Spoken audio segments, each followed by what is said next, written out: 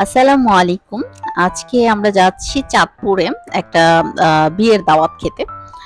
তো আমরা সকাল সকাল হচ্ছে আহ, ভোর 6টা বাজে রওনা দিয়ে দিছি। এই তো মোহাইমিন, এই মোহাইমিন আর মোহাইমিনের মামা হচ্ছে বাসের শুয়ে বসে দেখছে আর কি। তো এই তো আমরা মোটামুটি সদরঘাট চলে আসছি।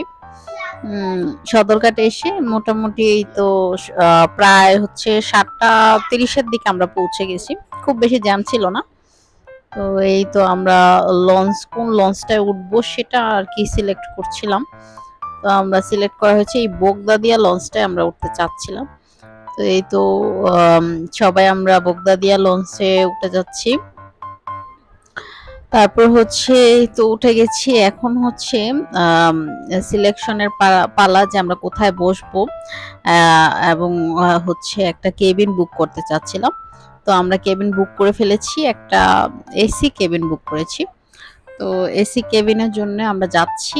আম, সবকিছু টিকিট টুকিট দিয়েছে আমাদের, আমরা রুমে যাচ্ছি। তো এই তো হচ্ছে আমরা রুমে যাচ্ছি। অ্যান্ড হচ্ছে আমরা বিয়েটা অ্যাটেন্ড করতে যাচ্ছি হচ্ছে আমার ভাস্তির, হ্যাঁ, মানে আমার চাচাতো ভাইয়ের মেয়ের। তো তারপরও ধরতে ধরতে গেলে আমাদের ভাস্তির বিয়ে।